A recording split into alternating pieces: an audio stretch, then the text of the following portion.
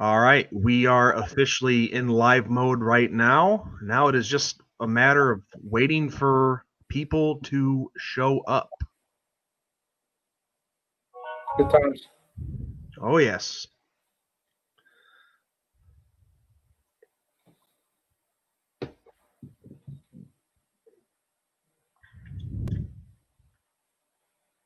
Yeah, because I'm not gonna start talking when there's nobody there. Yep. So where are you broadcasting to? YouTube. Okay. I can't do anything on Facebook because I am banned for 24 hours. I got into it with somebody over the whole Cleveland Indians debacle. Yeah. And I think they should be called the Cleveland team. Just like the Washington Redskins. might as well. Might Keep as it, well. Keep it plain.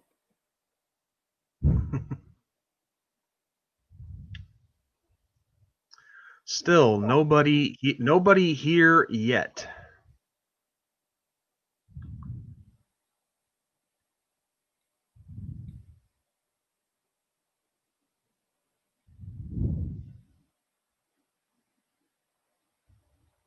I set this up after Ben and I got done last night.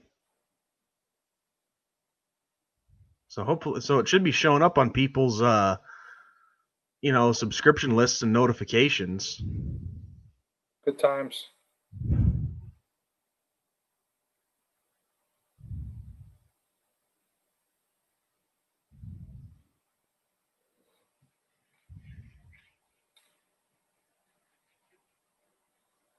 Yeah.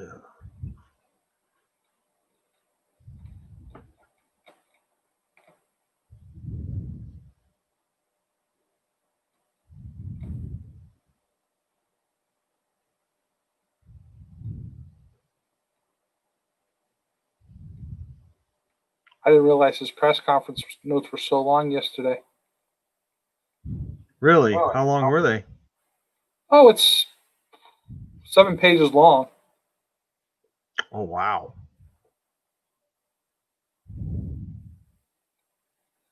I just found my question, so we could start off with that.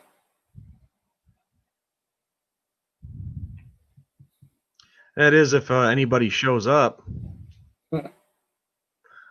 I mean, we're at a point where Ben and I on this channel, we're at a point where we have like 141 subscribers, give or take, somewhere in that range.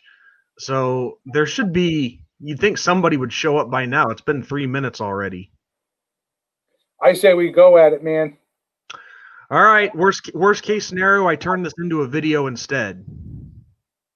Let's bring it on. Okay.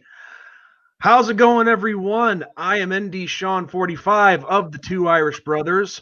Unfortunately, Ben could not be here this evening with us, but he went ahead and gave me his blessing to go forward with this video. So, as you guys can tell, I have a special guest joining me. He is a good friend of ours, and he is the creator and the head honcho over at ShakedownTheThunderSports.com.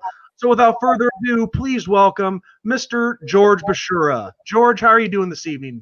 Hey, Sean, I think that's the best introduction I've ever received. I'm doing awesome for a Monday night. For a Monday night. Oh, that's good. I'm glad to hear that. And hey, I try to mix it up. It's always my goal to be as professional as I possibly can and make everybody feel special. So I'm glad you enjoyed that intro. Mission accomplished. So anyway, George, let's just get right down to the big news that is on every Irish fan's mind right now. We had some news today that I consider both unfortunate and good at the same time.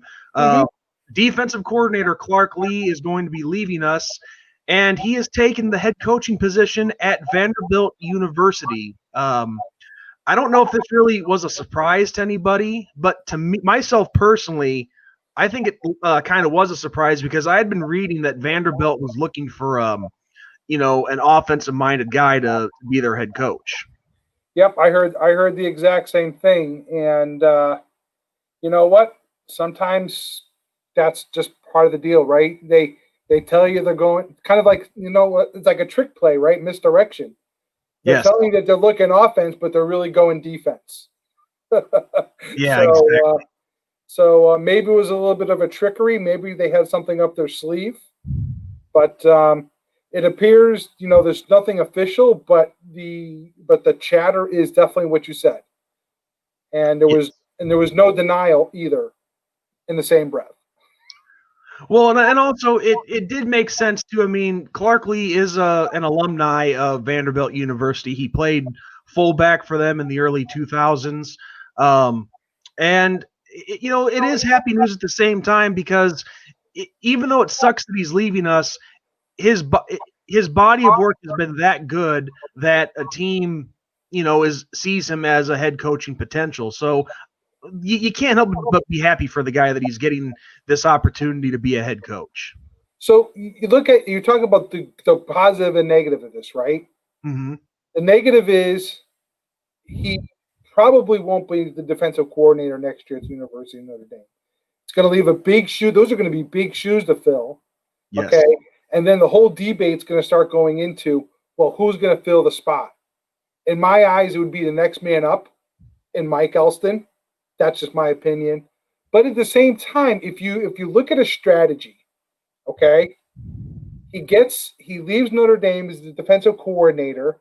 He gets down to Vandy, right? He cuts his teeth in coaching and recruiting, okay? Then when Brian Kelly retires, if that is after the 2024 season, no one knows how these contracts are going to be set up. You know what I'm saying? Maybe it's a limited time, or maybe he had the Lou Holtz clause in there where he says if the job opportunity comes open in Notre Dame, I'm going. It's not the first time a coach has done that. I never thought of it that way. I didn't think about that. That's very possible. This could be an opportunity to lay that plan out, and he could be back here in 3 or 4 years. Who knows? You get a coach that's a seasoned experience, gone out there and been the head coach. I mean, let's be honest. It's different. It's a different job being the defensive coordinator for the University of Notre Dame than it is the head coach. Yes. There's some insulation there between the head coach and the defensive coordinator. The head coach is going to take the hits for you. Okay? When you take on that head coaching role, there's no body armor left. No. You're there. So I would say that this is his chance to go become a rookie coach at Vandy, turn the program around, and maybe turn around and come back in 2024. I think there's a strong possibility of that. Yeah, it'll be interesting to see what happens in the next few years. But I'll tell you one thing, and George, you kind of beat me to the punch on it already with that comment there, but he is definitely going to have his hands full when he gets down to Vanderbilt. That program is in shambles. Well, anytime you fire your head coach, the program's is not in a good state. He gets the chance to go down to Vandy. He gets to go and say, guys, I'm coming in from the University of Notre Dame. Okay. What does he get to do? He gets the folks, he gets the talent back in the door, and he starts implementing, his way of doing business. So you give Vandy 1 or 2 years, if that's the case, to be back to being a defensive-minded university. Yeah, and that's his opportunity to say, guys, I won. I helped us win up at Notre Dame. I have the winning formula. I know what we have to do. Let's do that here and see if we can make that happen. So put your trust in me, and I'll take you guys to the promised land. You just got to give me your energy. That's all the coach can ask is give me your energy, and I will try and get you there. Yes, and it's like I know Clark Lee's probably not going to have this kind of approach because I think he's more of a player's coach than than the disciplinarian type. But I remember watching the Bears 30 for 30 on the 85 team when that came out a few years ago, and I remember when Ditka first got there, he said to him, "Guys, listen, I got some good news and some bad news. Good news is you give me 3 years, we're going to a Super Bowl. The bad news is half you ain't going to be here to see it. Hey, there's there. What can else you say about Ditka? You know what I'm saying? He's straight and to the point. There's no holds barred there. Yeah, and I don't know if Clark Lee's that guy, that same kind of coach as Mike Ditka is, but I could see him saying something like that, like, "Hey guys, you know what? You're either going to buy in here or you're not. So make up your minds right now. If you're committed, we'll make this happen. We'll be winners." And I think that, you know what? I think best thing you can do is he's committing himself to the next 3 weeks. Typically, when you're in the situation like this, Sean, a coach is gone. The coach has sailed into the sunset, and he's off on his journey. If you read the tea leaves, he says, "I don't care about nothing but the next 3 weeks." He doesn't want a distraction in that locker room.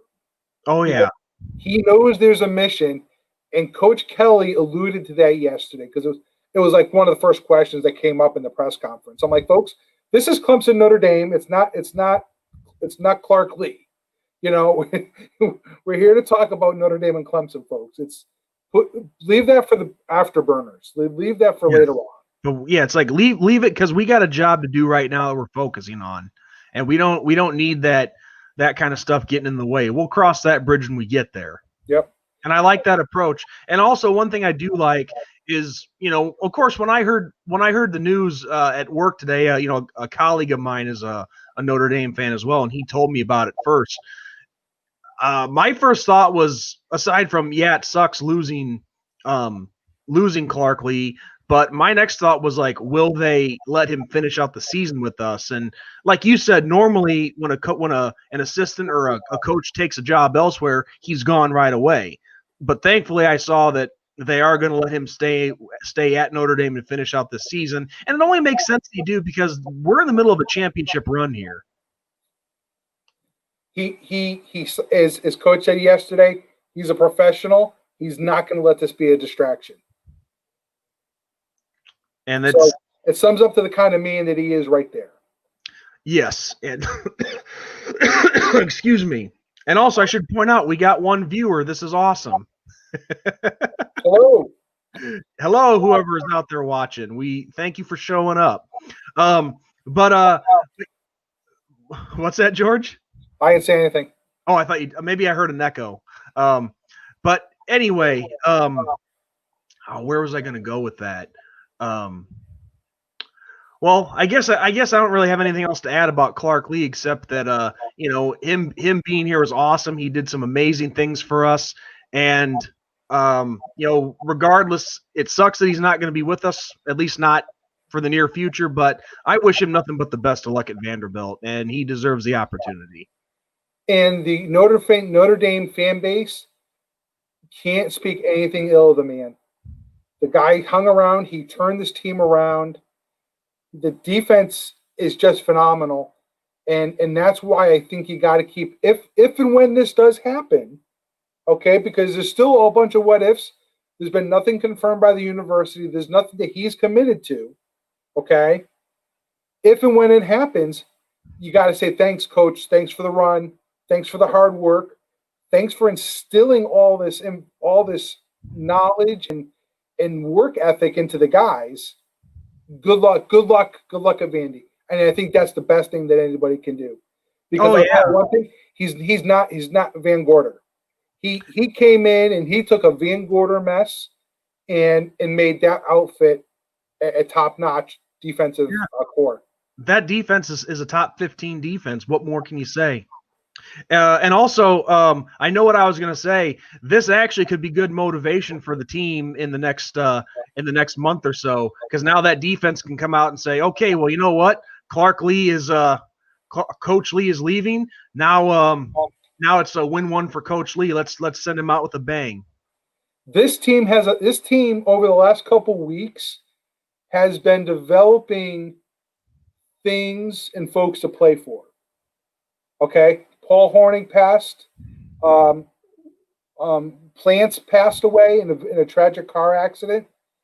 You have a lot of different things that are going along this road here that are motivation for this team, and I think now, if this is true about Lee, then I think that defense, I think they go out and they become a more stagnant defense and shutting people down to get to the promised land. Yeah. And we have a couple comments here from people that are starting to show up to the stream. Carnivorous lunar activity. Hey, dude, it's been a long time since I've seen you show up. He says the Irish. Hey, what's up, Sean and George? Irish look really tough this year. And has Lee officially signed with Vandy? I don't know, George. Has it become official? Has he signed on the dotted line? There's been no official statement, and that's kind of like where I'm staying on my side of the fence. Until I see an official release either from Vandy or the university, he's still the defensive coordinator at the University of Notre Dame. And as far as I would say is I don't think anything's been signed. Okay. I didn't think so either. I mean, of course, we've seen the articles, but nothing is said. I've seen it. I haven't seen it anywhere where it says Clark Lee has signed a contract with Vanderbilt. So I have not seen one piece of digital media that has said that Clark Lee has signed with Vandy. And Carnivorous Lunar Activity says we should pay Lee big money, build a program with him in it. Carnivore, I agree with that, but are you really going to pay your defensive money the same amount as your head coach, for example? And to his point, ESPN is saying the expected. I heard the middle of the week, but I think that there's going to be an agreement here between him and Vandy that nothing gets done until if and when Notre Dame gets to the national championship game. And the member old Grimm, I haven't seen him around here before. Welcome aboard, old Grimm.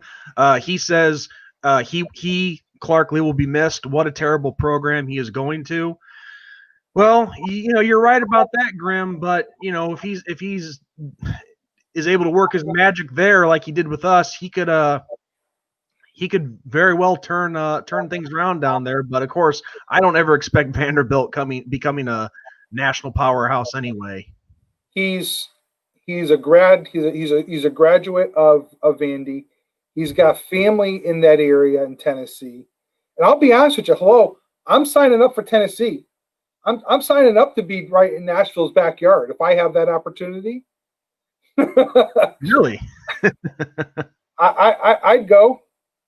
I'd go. I mean, but he has family and stuff there, so there's motivation. Yes, absolutely. I mean, if you get a chance to play in front of your family and friends that you grew up with and all that, then yeah, I hear you completely. It's an opportunity. Yep. And Carnivorous Lunar Activity, name of the defensive coordinator who went to UConn. Are you talking about Bob Diaco? Yes, because he was actually the head coach of UConn. And then he got canned after a couple of years over there at UConn. And UConn, it's funny you mentioned them because from what I'm hearing, they may not even have a football program in the near future. You know what's sad? I know this is not a UConn show. I used to live in Connecticut. I was a season ticket holder because where UConn played was basically in my backyard. Oh, wow. I had a 15-minute – it's like going to Notre Dame. I had a 15-minute commute from the stadium to my house, okay? And they weren't even on campus. They were like 45 minutes to an hour south of their campus, okay? UConn wins. UConn goes, and they did some great things for a couple of years, and then they just went into the tank. So you know what? It's unfortunate, but that's what happens in Connecticut. There's just the way things are in Connecticut anyway. It is what it is. Well, and also, I mean, when you're a football program who plays at a strong basketball program like UConn is, I mean, that when you're put on the back burners, I mean, it's hard to, try to take over, if that makes any sense. It's hard to have you. They weren't put on the back burner. They built them a beautiful stadium. They have a beautiful stadium over there in Hartford, Connecticut, let me tell you. Well, I guess I'm talking more from a fan's perspective because Sure. Yeah. I mean, when fans think of the University of Connecticut, they're thinking basketball. Well, But they're I not even thinking men's no basketball. I'm thinking women's basketball. yes.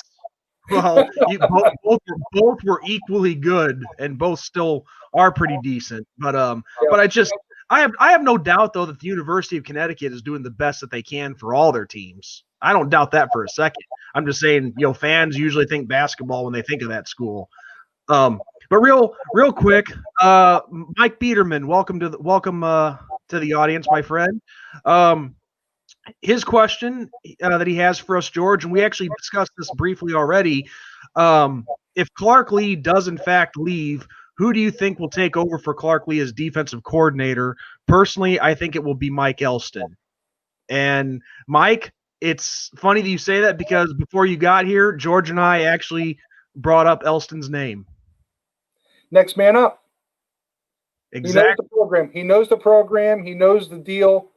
And all you got to do is keep delivering on the message. And sprinkling in a little bit of improvement along the way. Carnivore says, I know it's a good sign your team is doing well, but I'm tired of schools picking our coordinators, i.e. Texas A&M, etc.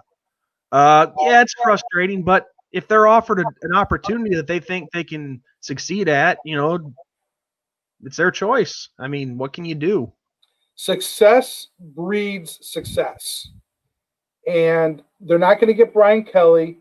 They're going to look to his coaching staff, and they're going to be like, okay, who's next? And they look at the timeline of, you know what? It's like your job, right? There's only so far that you're going to go in for promotions and stuff, and then you got to start looking outside. I don't blame Lee for doing it. People should be happy that in this sense, as we talked just a few minutes ago, Sean, people should be happy that he's looking to leave and go cut his teeth at another university in the head coaching deal. Because the first thing people would say is, well, Clark Lee comes in, has a bad year, hypothetically, right? He comes back to Notre Dame, has a bad year. Why did Notre Dame hire a coach with no experience head coaching? It's a double-edged sword. Very much so. Very much. You got to look at the whole picture. You can't look at through with blinders on. Look at the whole thing, and then a lot of it makes sense. Absolutely. And Carnivore, to finish on your comment there, kind of continuing what George and I are talking about. Yeah, when Mike Elko left to be the defensive coordinator at Texas A&M, I mean, yeah, it sucked that he left, but it's all a matter of next man up. Same as the football team. The same applies to your coaches. You got to have them ready to go. And Craig Sebring, welcome, dude. He said that he has heard the coordinator job will be from Cincinnati. Well, it depends on his ties to Brian Kelly, but you know what? I don't think Coach Kelly's going to want to break up the cohesiveness of this locker room and try and have another coordinator come in and bring another system in. I think that's as when you're getting a punt and the ball's all over the place, you're yelling poison. To me, bringing somebody else in from outside the program's poison. Yeah, at least not now. I mean, if you start losing guys left and right to different jobs, then that point I can understand, but not now, like you said, when we have a very cohesive unit and everything is locked in place at the moment. Yep. So that's really all I have to say about the Clark Lee situation. I mean, we'll just have to wait and see what happens. Who knows? Notre Dame could match that offer, and he could have a change of heart. You never know. Weird things have happened, and I am not going to put up with this stuff. I have someone who's in the comments who's trying to screw with me. Very low, I might add. Someone who is using my mother's name and picture to create a troll account. Not good. No. Just shows the classless people that we have show up on YouTube. But it's 11 years of this, I should be used to it, but nothing. I don't know. I'm going to bring it back, man. Don't let it steal your high. No, I'm feeling good right now. No Narcan right now. Let's see. Bob Walker says Alabama has lost coordinators for years under Saban, and they remain strong. Belichick has lost coordinators for years in New England, but until this year, they've been great. So, yeah, it just goes to show you have that next man up and ready to go. Things are. That's all you got to do, man. You stick with the program, bring the next guy up. He deserves it, and you see what happens. No, Craig. Clark Lee is going to be with us for the remainder of the season, and then he is taken off for Vandy. He's committed to the next 3 weeks of this program and wants no distraction. So with that said, George, let's talk about the other the other obvious subject. That week has arrived, the ACC Championship Game. It's safe to say that pretty much all eyes will be on this game on Saturday because this is the first and very well the only time that Notre Dame will be playing in a conference championship game. All I can say is, wow. It's just amazing. One, that we are in December already. When we were just talking, it seems like we just did your guys' preseason show, when I came on with you guys for the first time. And that was actually before the season started. Yeah. And here we are now. It's the end of the season. Notre Dame is standing as one of a couple Power 5 teams that is undefeated. And no one can say that Clemson's undefeated at this time of the year, which is not the normal. Yeah, and we've heard everybody say this. Well, when I say everybody, I'm talking mainly just the haters. But how many times have we heard it? Oh, if Notre Dame was in a conference, they'd fail. They'd maybe go 500. Well, now we were in a conference this year, and we're one win away from winning a conference championship. So I think to this point, they've shut a lot of people up and have done pretty well doing it. Well, that's just the way it is. We're not going to talk politics. No. But it's just like politics. You have the left and you have the right. Okay? There's very few that are in the center. Okay? And no matter where you're looking in the country right now, it doesn't make a difference. No matter what Notre Dame does, it's still never good enough. And you know what? You know what that goes back to? That goes to say that this team gets – people look and say it's not respect, but it is. Because obviously people don't want Notre Dame around to be in this position.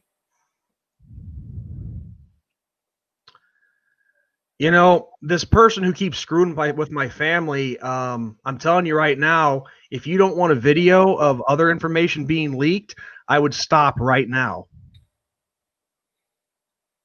You can block them, buddy. I know. I do. But this same person has kept creating the same account over and over and over. One word, loser. And George, I know whose camp it's coming out of. It could very well be that person I'm thinking of, but we're on a pretty good roll right now, so let's keep it going. So Mark Powell just joined the stream. We have a team that's healthy now versus Clemson. Looking forward to taking down Clemson twice. I like that attitude, buddy. And I think we are very capable of beating this team, even with Trevor Lawrence coming back and the key guys that they lost on defense that they didn't have in the meeting in South Bend. Well, we just mentioned it. They're playing with a purpose. This team was playing with a purpose before. They were with the win method. I'm not sure if you and Ben talked about the win. Coach Kelly's been talking about what's important now versus what's important next. That's his acronym for win, okay? This team has taken the approach of one game at a time, but now you're at the point where it's lose or go home. And it's win or go home. So right now, with everything that's going on around this program right now, this team is hungry and they want it. Oh yeah. And it's going to be a very interesting game on Saturday. It's going to be a brawl. Yeah, and also, Ben and I did address this in our preview that we did last night, and we're just going to get the obvious out of the way. The last time we met up with Trevor Lawrence, obviously it was disaster. 2018 Cotton Bowl. Ian Book was new. The team, you know, we got a reality of what we were that season, and what we got, and we really figured out what we have to do to take it to the next level. Well, here we are 2 years later, and honestly, I think this team this year is a lot better than that 2018 team. That 2018 team was pretty good. Well, I'm going to go back to my locker room experience at the Cotton Bowl. Okay, my first time ever in the locker room after a big championship game. Okay, ever. You walking into the locker room, and to me, it's very rare that you're invited into a locker room anyway after a game like that. That locker room was so bummed. They were so upset. I'm not going to mention the players that were in tears because they felt like they didn't do enough. Okay, I could give you the quote that I got from Tyler Newsome. And I'll be honest with you, I'm a guy that my wife will tell me to do something and I'll forget about it. But something like this, I can remember back 2 years ago, and I can tell you what he said. After I asked him the question about where does he think the program's going, he said this 2 years ago. We planted a seed with this team. We know what it takes to win. Now we just need to execute and learn from this and get better. And Ian Book was part of that conversation. Okay, they're there. This is, if there was an opponent that they wanted to see at the end of this regular season, they want to see Clemson, because in order to be the best, you got to beat the best, and that's it, and that's where this team is at. You kind of remind me of Ric Flair there for a second. To be the man, you got to beat the man. That's awesome. And this loser screwing with my family doesn't quit, does he? But Bob Walker made a great point in regards to the 2018 game. When Julian Love went out against Clemson in 2018, they scored 3 touchdowns with a freshman taking Love's place. This team is so much better than 2018. Yes, absolutely. There's no question about that. Yeah, and Carnivore made the same comment pretty much. If you remember 2018, Lawrence didn't get hot until Julian got hurt, left with the concussion. And speaking of Ian Book, Carnivore had another comment here. Quick thoughts on Ian Book. Due to virus stipulations, Book can come back next season, I assume you're saying. Also, when did the Heisman go to the guy with the biggest numbers and not the most valuable player? He deserves to be in the talk. Well, I'm going to comment on that first. Carnivore, essentially the Heisman. Look, a Heisman Trophy is great, but let's face it. The Heisman Trophy it's a stat trophy. So it's going to go to the guy that has the stats. I hate saying it, but it's true. At least for the most part, it is. And with as far as Ian Book coming back, I really don't think it's going to happen because, well, first off, if you accept, I know if you sign with an agent, you're done. But does that also ring true if you sign on to play in the Senior Bowl? Because people have been saying that too. Yes. So yes. He is there. He is going to the Senior Bowl to be in front of the scouts. Okay. So that does disqualify him from coming back? I would say by him accepting a invitation to the Senior Bowl that he's not coming back. So it's basically an indication that he has his mind made up of what he's wanting to do. Well, and I can tell you, I talked to Jim Nagy, Sean, before the season started. We actually talked about Ian Book, not knowing that Ian Book was going to be invited to the Reese's Senior Bowl. Right. I had asked him about it. We talked about Ian extensively about his future. As Jim Nagy said, his NFL clock is ticking. Yeah. Oh, absolutely.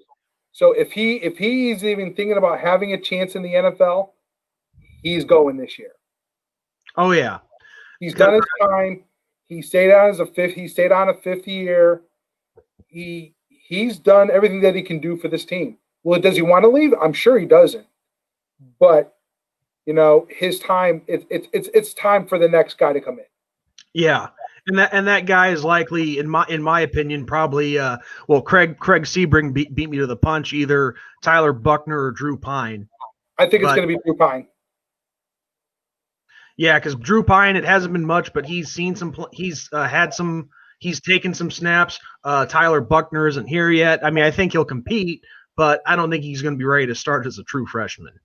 Well, it'll be great to hear when hopefully there's spring ball this year and I can get out there on the field with Coach and talk to him during spring ball or when the fall ball starts on Culver Academy, and hearing him say, "Guys, I have a quarterback controversy." Okay, he's had a pretty good respite with Ian Book sitting there as QB1. Yeah, and like I've said a million times, Ian Book, he really turned out to be a pleasant surprise, because I remember when he first came to Notre Dame, Brian Kelly specifically said that Ian Book was brought in to be the backup to at that time it was Malik Zaire and then eventually Brandon Wimbush. Yeah.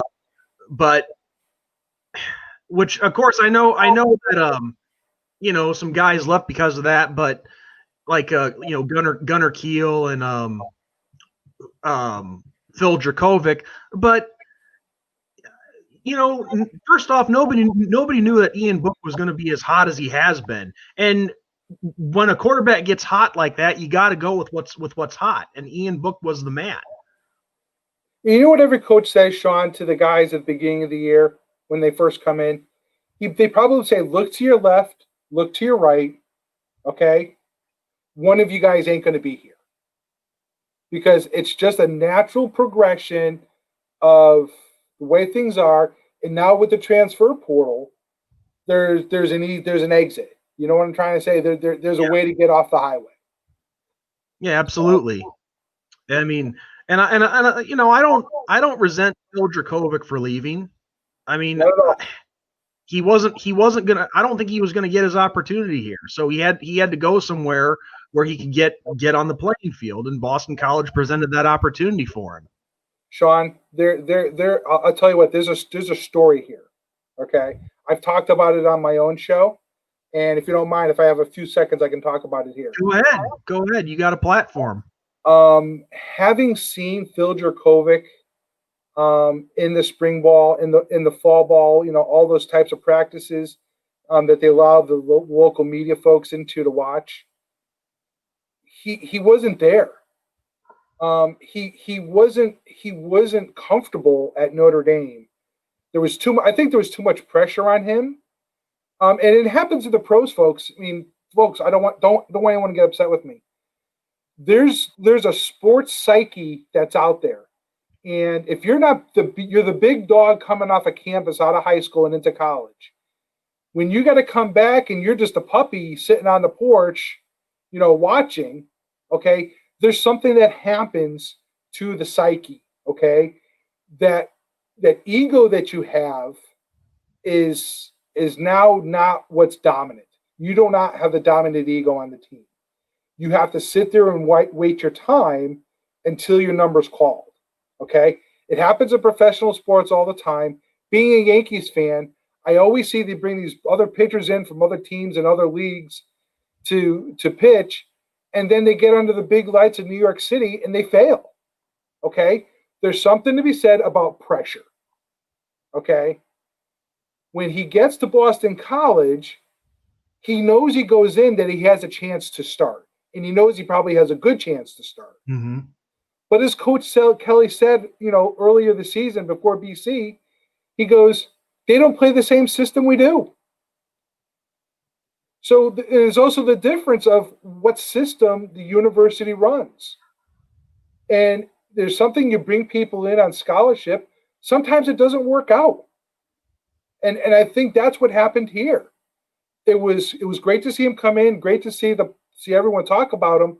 But in the end, that sports psyche kicks in, and then you're battling demons. So Yeah. That's my spin of what happened to Phil Dracovic. Yeah, it just was I can't think of the right word. Just a crazy situation is all I can say, really. And Who thought Book would start for 3 years? You know, who would think the Book was going to stick around for a 5th year? I did. I didn't think he'd be here for 3 years as our starter, but he proved a lot of people wrong. And it's funny, a lot of people were really dogging this kid early on in his career. Even last year, saying, "Oh, he sucks, he's terrible, he's not good." The winningest quarterback all time at the University of Notre Dame. Sean, You know, people need to read stats. yes, As a guy who writes on the team, I look at the stats. When I watch a game, I'm watching my stats and I'm watching the game, because the stats, as you're watching the stats build over a game, sometimes it doesn't reflect what's actually happening on the field. yeah, And I'll be honest with you, I was at the last home game. I was invited to senior day at the stadium. Okay. I'm sitting in there, and it's incredible how fast the game goes when you don't have stats in front of you and you're not watching, what the numbers are telling you. yeah, So it's one of those things, but folks need to look at the stats. The kid's QB rating was just through the roof. And I know that his first year in, I heard people trying to compare him to Joe Montana. Okay, he had Joe Montana-esque numbers, but then you start getting the garbage talk from the outside, and that's been the big difference in Book this year, Sean. He's blocked all the noise completely. He doesn't. Where people say they don't listen to the noise, you can see it in his performance. Maybe it's also with his offensive coordinator. There's a lot of moving parts into a quarterback and the way they change. Book has made changes, but he's also grown that offense. yeah, So I'm sorry. It's something that really bothers me when people start talking trash about Ian Book, is because in the end, when you look at the guy's numbers, 3 losses, come on, and one was a horrible loss in the college football playoffs. Okay, he had a loss against Georgia on the road, Georgia, yep, and then the third loss. I'm trying to think of where the third loss was. Michigan. yeah, Michigan thunderstorm. Oh my God, deluge. When you think about it and you go back and you look at this, the kid's had a great career. And it's not one person, Sean. There's 11 guys. There's 11 guys on offense and there's 11 guys on defense. You can't, and that's where Dracovic was going to struggle. It's the pressure of being in the Notre Dame quarterback. Yes. It's real. Oh yeah, it's very real. All the eyes are on you, and what Ian Book has done, like you said, to make the changes, the adjustments, and also, and this has been said a million times. I get that. I get this, but Tommy Rees being the offensive coordinator and the quarterback's coach, and the fact that they are so close in age, and that Tommy is not that far removed from being a player on this team, that's made a huge difference, because he's able to relate to him and say, like, hey, look, Ian, I've been in the same spot as you, literally, and I can tell you what the press is going to say here, what the fans are going to say there, and so on. This is how you handle it. So it's been, even though I think Tommy Rees could improve on a few things with his coaching, he is a great mentor to Ian Book. And and not just the quarterback either, but just all these guys on the team, because they can all relate to him because of the age factor alone. Yep. Tommy Rees and Ian Book have the relationship that you want between a coordinator and a quarterback. That is what you want, okay? And despite it all of Ian Book bringing in a 5th-year graduate at wide receiver, bringing in a couple new running backs, bringing in a couple new tight ends, okay? Everybody was up in arms the first couple games of the year, but guess what? It all clicked at the right time. that COVID break was probably one of the best things for this team because they were able to get through the first couple games, think about what was going on, and all of a sudden they came out of that COVID thing and they said, you know what, if we're going to win this damn thing, we got to play together. Yeah, everything just clicked. And it all clicked. Looking at the comments here, Carnivore says, can't remember the kid's name, but the kid from Carolina, he started at quarterback and switched to linebacker. I'm trying to think of who he's talking about, but I am drawing a blank there. I'm not sure. Yeah, me neither. And then a couple other comments he has is, I'll never forget Jimmy Clausen rolling up in his limousine, LOL. And then he says, can somebody please explain the Louisville game? I don't know. It was just a bad game. I see what he's talking about. Why was probably the Louisville game so close? Yeah, 12-7. It goes back to what we just talked about, though. You're talking about bringing a whole new offense together and everyone trying to figure out who and what they're doing. That takes time and chemistry. And sometimes you have to do it on the fly. They had no spring ball. They had no fall ball. They didn't start tackling probably till week one of August. Probably, yeah. Okay, so Notre Dame peaked, and they're still peaking. I don't think that we've seen the best play yet, and that's scary. I don't think that we've seen their best game yet.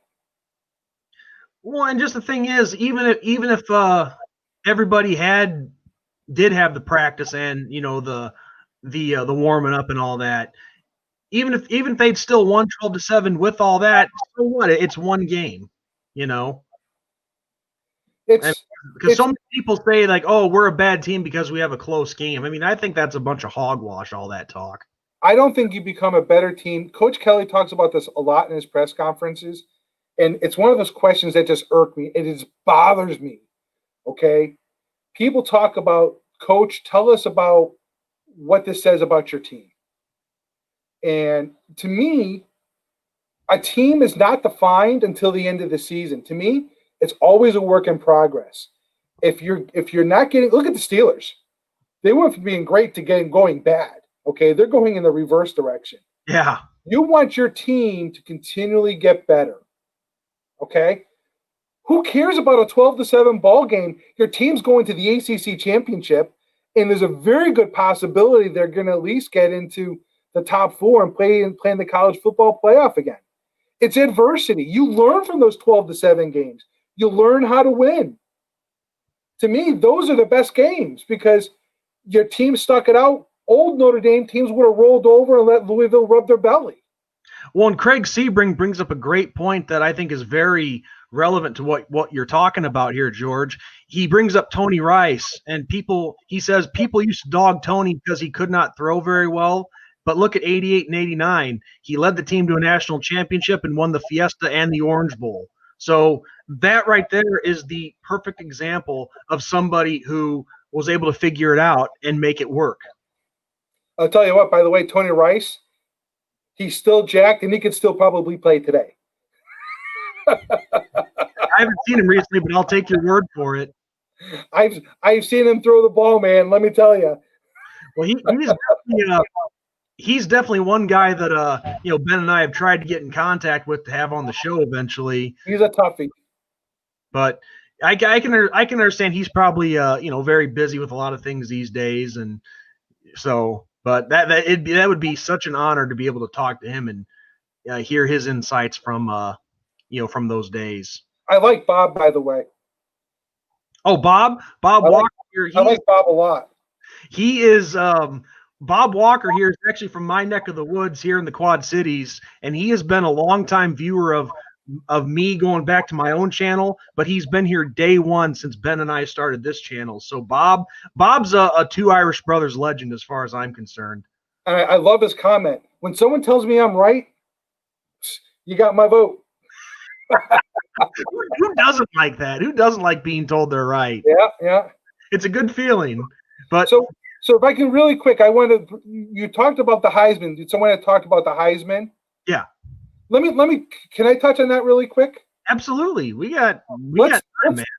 Let's think about this. Let's think about this from this perspective. Who was the last Notre Dame guy to go into the Heisman discussion? That would have been I know Manti Te'o was there at the ceremony in more recent, yep.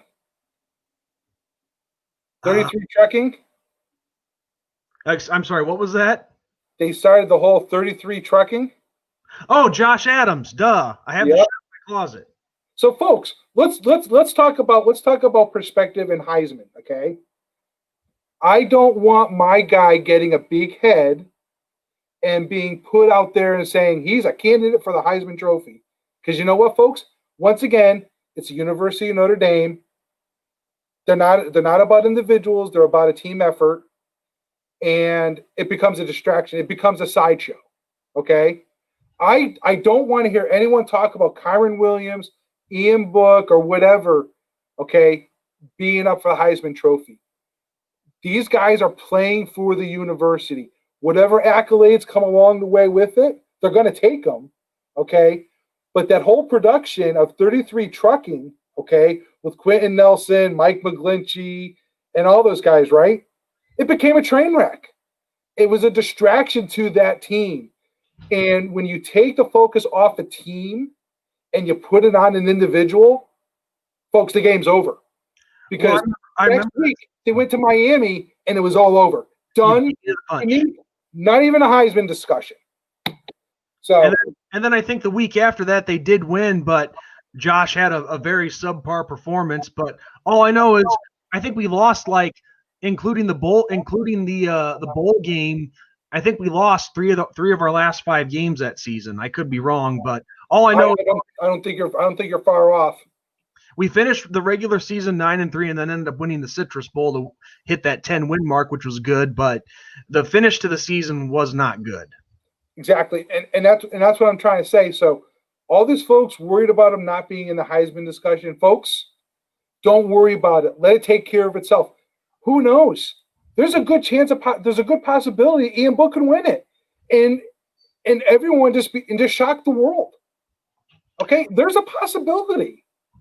But I don't want a program putting their energy to promote a guy for the Heisman Trophy.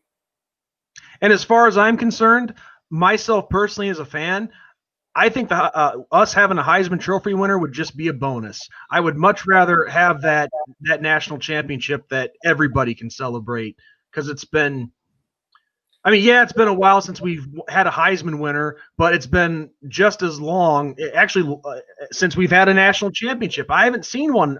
Well, one's happened in my lifetime. I was 2 years old when they won in '88, but I don't remember it. I couldn't enjoy it. So I'd like to see a national championship before a Heisman winner. So Craig Sebring, Sean hits it on the head. Look at some of those Heisman Trophy winners. They stink in the pros. Yes. Hello. Where's Johnny Manziel? Johnny Manziel in the house? Where's he? Isn't he a 2-time Heisman Trophy winner? And where's he? Here's the best example that I can think of right off the top of my head. Eric Crouch, quarterback from the University of Nebraska. He never even saw the field in the NFL. He retired before the first season even started. Yep. So, folks, it's good. It's good to say, yeah, a Heisman Trophy winner came from the University of Notre Dame. But in the end, look at it this way: the team's knocking on the door here of a huge chance. We're all going to experience a once in a lifetime experience here this Saturday, and that's Notre Dame playing for an ACC championship. Okay, once in a lifetime. Probably will be the last one. Yeah, because myself personally, I don't know about you, George, but I just can't see us joining in the future. I think we value our independence way too much to consider joining as full-time members. I think the ACC would really have to sweeten the pot. Personally, yeah. I think, and I've talked about this on my show, the ACC needed Notre Dame. more than Notre Dame needed the ACC. Notre Dame made that conference so much better this year. Oh, yeah. Because Clemson had to play, North Carolina had to play. You know, they played legit games. Yes. Okay? Absolutely. And it brought the level of play up in the ACC. That's my opinion. But I'm just saying. Yeah. But I mean, what you're saying the same thing that a lot of other people are saying. The ACC really, aside from Clemson, I'm not saying that there wasn't going to be good competition. Of course there was, but there wasn't before everything happened with COVID and before we joined for this season. There wasn't really a lot about the ACC to write home about.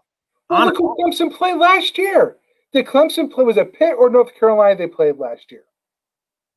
In the championship. Yes, they played Virginia. They played Virginia. That's right. They played Virginia. They've played North Carolina in the past. Folks, this is a national championship game 3 weeks early. Yes. People don't realize this is a treat. This is what marketing folks look for in a matchup. You kidding me? Notre Dame, Clemson, ABC, ACC championship on a nice winter evening, afternoon, whatever. My Coastal Carolina bias for my nephew, who's actually a writer for the Chanticleers, by the way, Sean. Nice. You know, that's going to be the next probably most watched game on Saturday.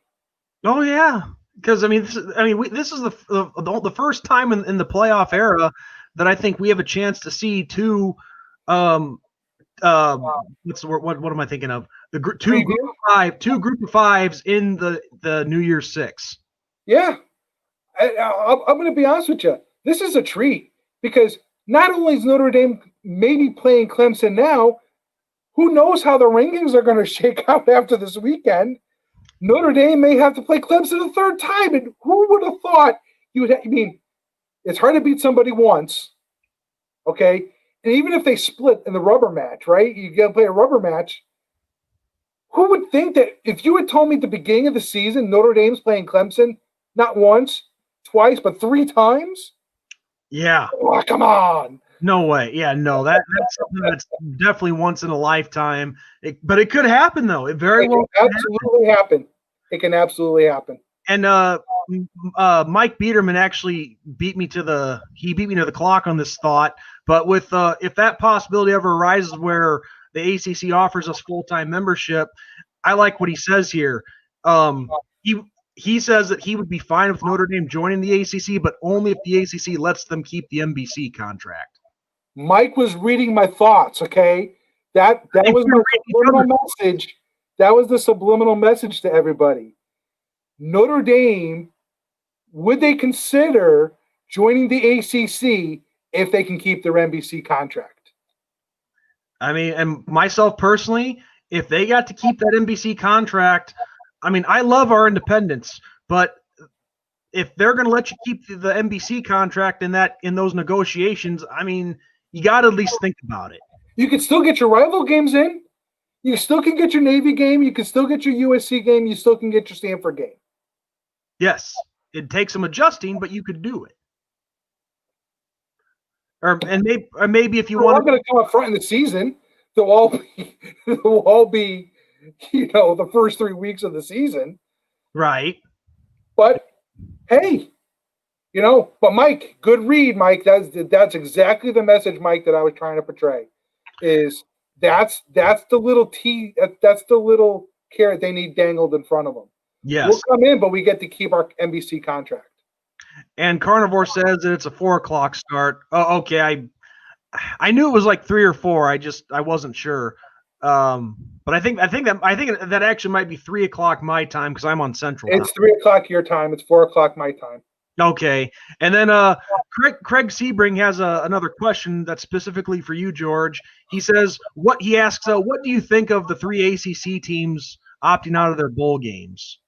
You know what? I'm not going to disrespect those teams for backing out. It's purely about protecting their players. Obviously, if it was more important, they would definitely play those games. But it is what it is. It's 2020. We're all seeing the struggles that there are now for football to try and finish the season, and we're seeing all the problems that college basketball is having. Oh yeah. I get more emails, Sean, from the ACC about games being canceled than I do about games that are on.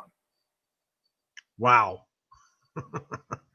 That just, like you said, that just says a lot about what kind of year 2020 has been. Last week, I got 2 emails from the University of Notre Dame. One saying that the one game was canceled and the next game's going to be this game on December 5th. My next email the next day was that game December 5th has been canceled now. So they're having a hard time now trying to play basketball. I don't see a team trying to figure out how do I get to a bowl game. Yeah. These folks that run the bowl games, they've been slowly falling off the radar screen too. Mm-hmm. Even the Reese's Senior Bowl, Sean, the measure, Sean, that they've had to take is crazy. I can't go into the details, but they gave me. I was talking to the coordinator for that, and the things that they got to do, and the things that the media is not going to be able to do that they've done in the past. COVID's winning. I mean, it's beating us in the aspect of it's taking the way that things that we normally do, and it's taking people away physically, but it's winning the battle of what things can get canceled and how can it change your life. Oh, absolutely. I mean, we've already lost like just about a dozen bowl games already, and that's really no secret. It's not a surprise. We'll be lucky to get through the college football playoffs. Honestly, this is going to sound terrible on my end because I know there's a lot of traditional and classic bowl games outside of the New Year's Six that I do like watching. Hence the Gator Bowl, the Citrus Bowl, the ones that have been around, forever. But if we're able to just get the NY6 for this year, I'd be fine with that. If they canceled all the minor bowl games, so be it. If we just get the 6 major ones and the playoffs included in that, of course, I'd be satisfied as a fan. Yep. But anyway, George, I wanted to get back to the game in particular for this week. Yep. Just something I wanted to ask you in regards to you being able to deal with the local and in this case the national press. From what you've been able to see, what's the vibe like right now with Brian Kelly and his staff and the players for this week? I mean, are they jacked up? They what I'm trying to spit out. I do. I know we covered a little bit of this, but just nope. It's all good. Having been on the press conference yesterday with Dabo Sweeney and Coach Kelly, first I'll tell you, Coach Kelly was the more relaxed of the two.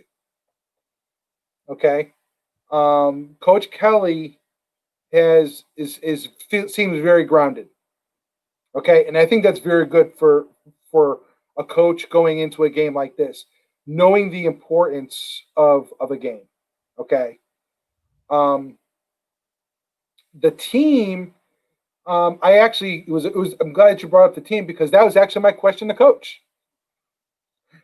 I had asked Coach about how the team was, and because it's been a week since they've had practice, and it's actually kind of a good question because I got a really good answer out of Coach, and unfortunately I lost it, but I will just tell you that he says that they've done. Let's see here.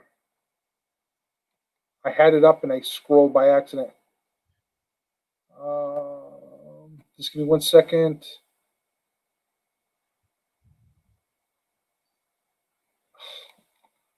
This is what happens, right? I was all set on it and I screwed it up. Oh, things happen. Things don't have to be perfect here. I Craig, I agree with you on that comment. Craig Sebring says that he thinks there's more pressure on Clemson. I do not disagree with that statement. Dabo was more. Coach Sweeney was more concerned. It seemed that people were asking more questions about the SEC and what their thoughts were versus. That's why I'm not seeing it, because I was on the Clemson quotes.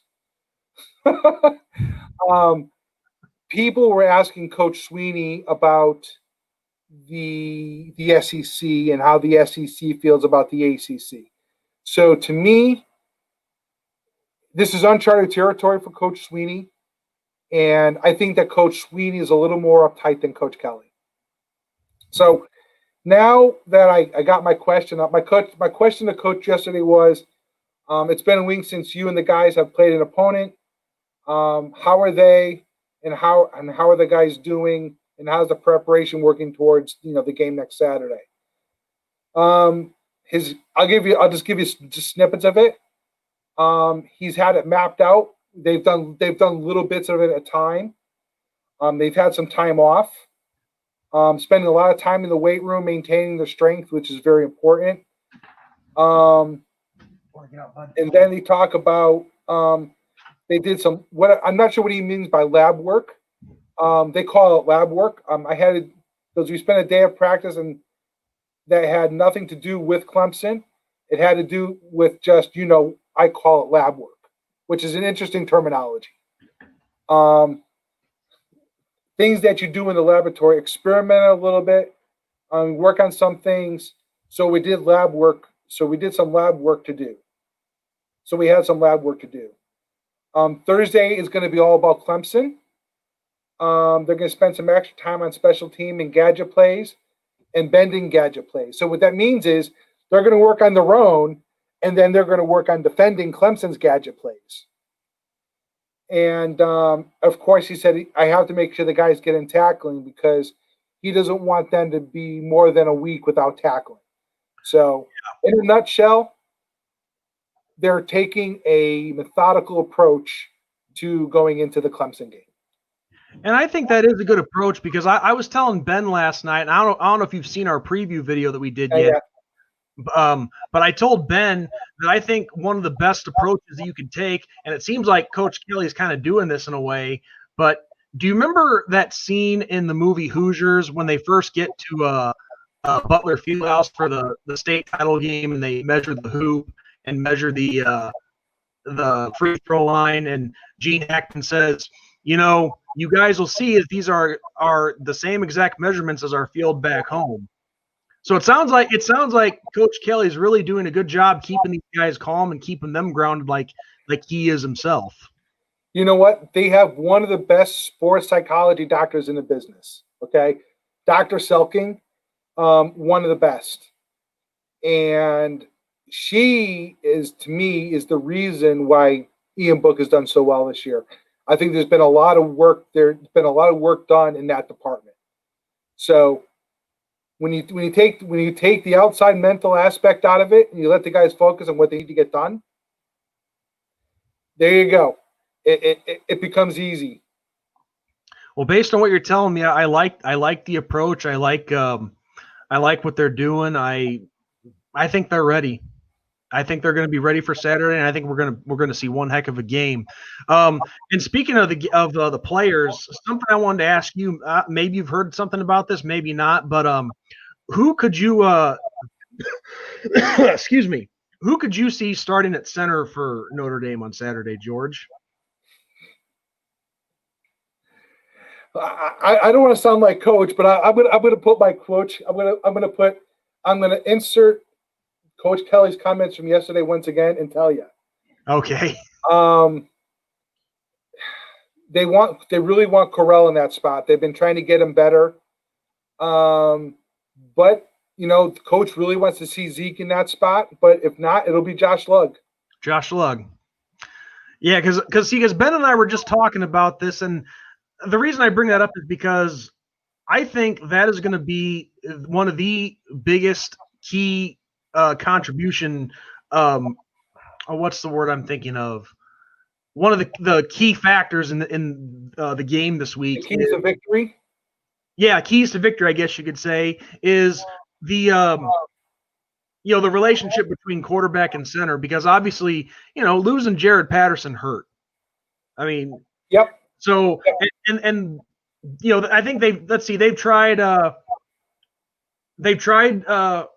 what's his name, Correll or Cornell? Correll. They've tried Correll, and I think they have tried Josh Lugg at center before too in the past few weeks.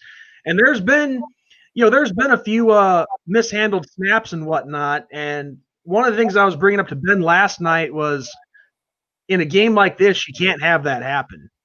So I think that would be a key thing to look out for. So good point, because that was one of my keys to the game 2 weeks ago. It wasn't Syracuse game; it was the game before that. It's so in the past now. It's just onward to the next game. Yeah, North Carolina. That was the first game without Patterson, and there was a couple instances where there was some ball exchange issues. Okay, and that's a struggle. You don't need that kind of a flaw to come up at this point in the season. And it happened on Saturday, and it happened against Syracuse. Notre Dame comes out, they get a turnover, right? They come out, and then there's a bad exchange between Lugg and Book, and they fumble the ball. They call it a fumble on Book, but it's really not a fumble on Book. It's the exchange from the center to the quarterback. Yeah. And when you have guys at this point in the game trying to fill shoes of a seasoned veteran, that's tough. Yeah, and that's the thing. If we make a mistake like that in this game, I mean, Clemson, they're going to capitalize off of it. Maybe it's not a guarantee. Clemson's not going to give it to you. Exactly. You're not going to get that second chance. So the biggest concern that you have is, and I asked Coach that question last week. I asked him 2 weeks ago. I asked him about, so where do you think Correll and Lugg are based upon getting them ready for Clemson? He goes, they've had their opportunity at start, because Lugg moved up to right guard originally, and Correll came in as center.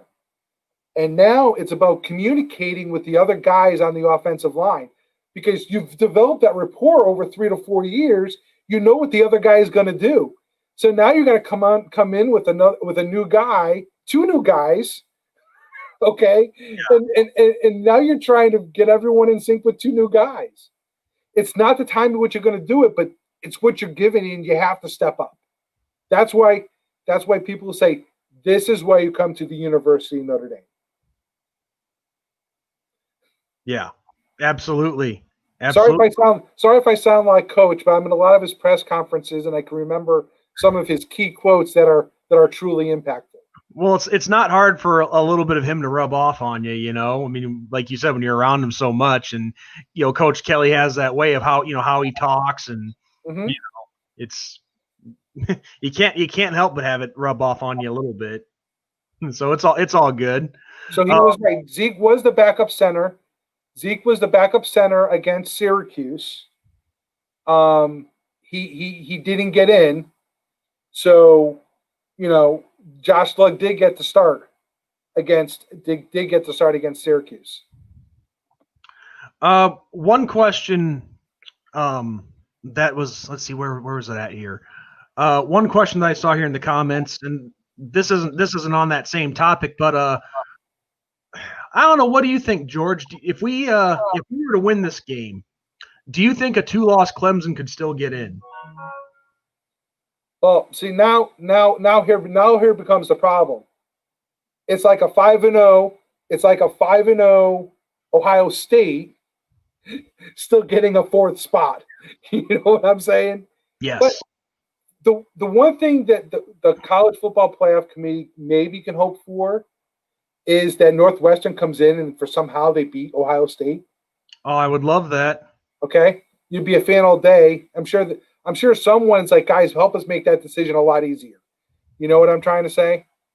Well, Well, things definitely became a mess now with Florida losing on a on a shoe toss, which I still can't believe that.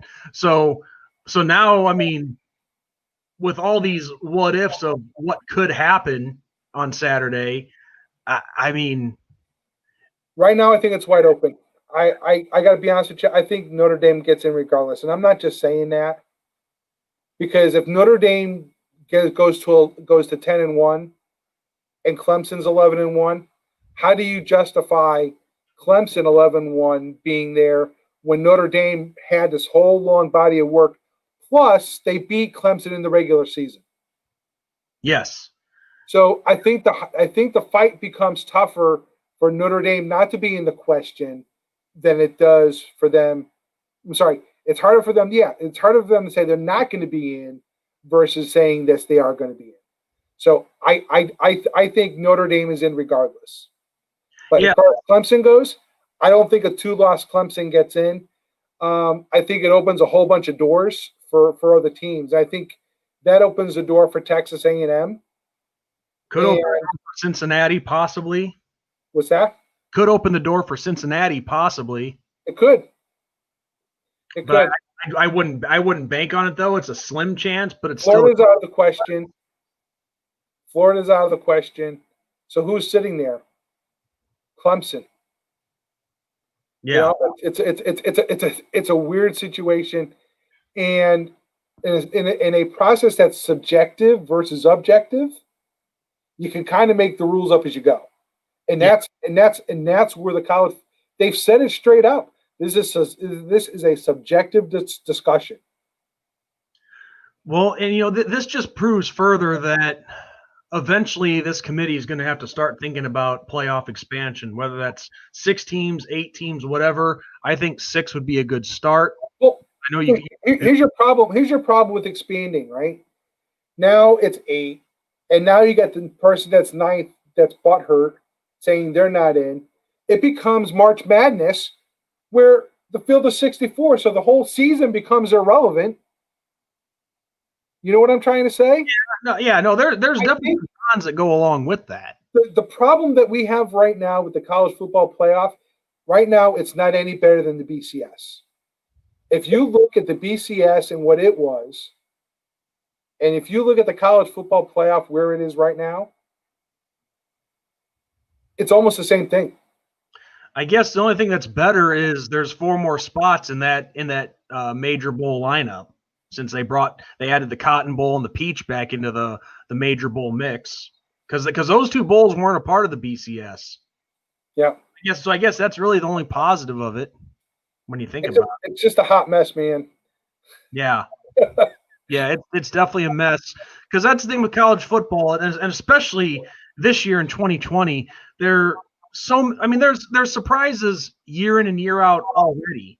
But when you have a situation like this where you have 4 conferences that originally weren't going to play, and the other 6 move on without them, and now you got conferences that come back midseason and decide, okay, we're going to play after all. And now you got teams that have only played 5 games in the rankings, hence Ohio State. So I don't know if hot mess is a good enough term. Well, think about this. Talking about this before about Notre Dame being independent or in a conference. Notre Dame in a conference doesn't get the second eye test. You know what I'm trying to say? That's the flip side of that whole activity. Because at some point it's got to become, it can't be the ACC and somebody else. It can't be the SEC and somebody else the way that it is right now. That's what's got to make college football better. These teams are so top heavy, the Alabamas, the Clemsons, the Ohio States, okay? They're dominating their conferences. And the only one out there that technically is the exception to the rules, Notre Dame, where they're independent. Yeah, technically. So it's just weird how all of this figures in. You got to be able to figure out how the college football playoff committee is going to think. Yeah, and I Yeah, I I'm mean, an objective kind of guy. I need a checklist. And in my line of work, I'm in the quality profession, aerospace quality profession. So there is no gray area for me, by the way, when it comes to aircraft brakes, right. okay, or fuel controls. Yeah, You'll I hear appreciate you. that. I need black and white. I can't have gray. And so far now, between the BCS and the college football playoff, you have a bunch of processes that are in the gray area that are not defined checks and balances. And honestly, other than what you said about, the committee having a checklist, I mean, yeah, like I said, it'd be easy for, to talk an expansion to like say 6 teams, but then again, you point out as well, will that make a difference? Probably not, because it's just going to, like you said, the butthurt is just going to continue on to 7 and 8 who don't get in. Well, And you're handing out participation trophies, and now it becomes for naught. I just, I mean, there's going to be teams this year, Sean, that are below 500 that are going to get to a bowl game. Think about that for a second.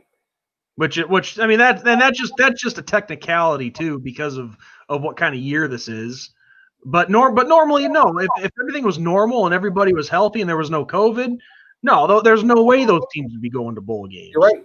This is the only time that there's ever going to be an exception, I think. Well, it's a hot mess, and I'll be honest with you. As someone told me, as my wife read on Facebook on Facebook last night, wait till 2020 becomes 2021 and is old enough to drink. I like that. That's awesome.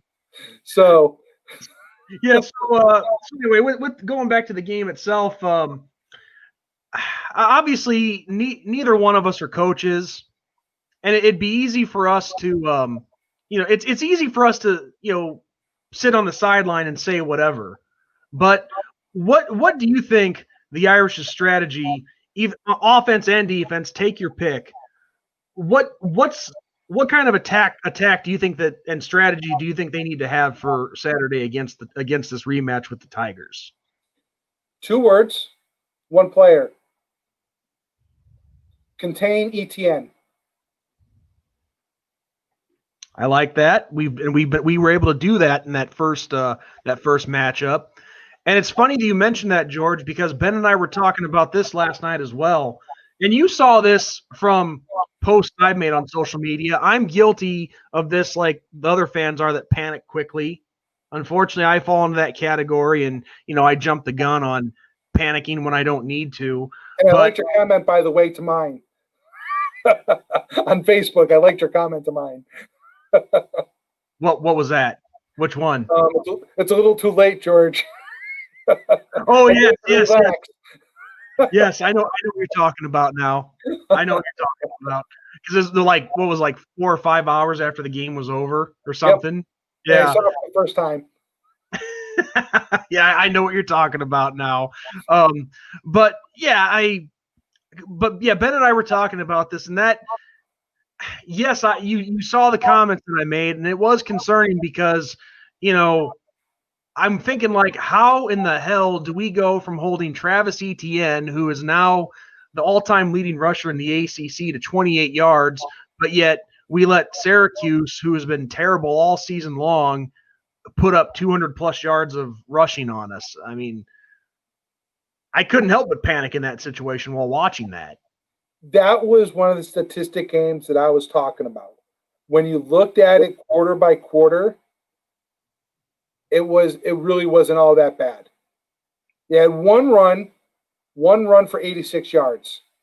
So one run, the guy broke for a touchdown in the 4th quarter against a 3rd string defense. Okay? So you take those 86 yards out of there, they're 140 yards. That's true. Okay? So it's a matter of deduction. So, and it just, they didn't have it. Syracuse was a different game. Okay, they didn't know. They kind of knew. Well, they found out before Syracuse that they were locked into the ACC championship. Okay. Yeah. So you knew they weren't going to go out there and lose. You go out there, you try some new things, right? Those are your chances to experiment. Okay. And maybe that's kind of the lab work that Coach Kelly's talking about. Yeah, and that's actually what Ben told me too, is he thought that maybe they were using the Syracuse game as a way to specifically prepare for Clemson and maybe try some different things out. Because he thought, and I kind of saw this myself, but it looked like they were focusing more on stopping the pass than the run. Because we know that Trevor Lawrence is one hell of a passer. And so Ben thought maybe they were just looking to prepare for that. I don't know, but that's just a thought. Let me tell you, sitting in the stands against Syracuse after being in the press box for the last 2 years, okay, sitting there watching a football game in the stands is totally different from watching a game either with stats in front of you or doing what I was in the stands. Okay, you lose a little bit in the game. You see things differently, especially when you're sitting in the end zone. Okay, you're not sitting at the 50-yard line. You get to see good. You're looking at somebody's butt for half of the game. You know what I'm saying? Yeah. You're looking at one team's butt for one part and the other team's butt for the second half of the game. But there was good things that came out too. Look at Chris Tyree. He busted what, a 94-yard TD run? Yes, yeah, 94 yards, and Ian Book had a nice day throwing. So I'm going to go run 94, and they just said, I was here at 94, and I'm going to run 86. You know what I'm saying? I mean, at the point in time, Notre Dame was not losing that game. Do you want to see a guy score an 86-yard TD? Hell no. Not at that point in the afternoon. But in the end, it didn't hurt anybody. If your team comes out and they lose and they give up 226 yards rushing, that's a different discussion. Well, I can tell you one thing, George. There were definitely a lot more people that were panicking a hell of a lot worse than I was. I can say that for certainty. But I'm sure I saw. I monitored the social media. There were people jumping off the bridge. There was, and in the end, if your team comes out with the more points on the end and their total offense is better than the other team's total offense, to me, that's a hell of a good day. That's true. Things are going to happen. There was the comment that was made about Book and his whatever interceptions that I call it the Mike Tirico jinx now because he did it to Ben Roethlisberger last night. They were talking about Book and his statistics about not having interceptions, and what does he do? Throws an interception. And I think maybe that's just what a lot of the fans and myself to a degree included in that. Maybe it's just a matter of not liking to see your team get off to a slow start, but you got to accept that they do happen sometimes. You know what you should try doing, Sean? Watch ESPN stats. Watch the game and watch the stat tracker. Yeah, I'll try that. Because I'll be honest with you, it's being in the press and being in the media and having access to the live Notre Dame in-game stats. Thanks for coming, Bob. We appreciate having you here. Yeah, go ahead, George. Sorry. Has made me pay more attention to the game. Because what you're seeing on the field isn't necessarily what's racking up in the stat sheet. In the end of the day, the stat sheet is where the story is. Despite what anyone else thinks, the story's in the stat sheet. Well, it makes sense what you're saying because when when Syracuse's running back had that long touchdown run, okay, he had the long touchdown run which didn't look good, but you got to think what all did he do before that? What was that? I'm sorry.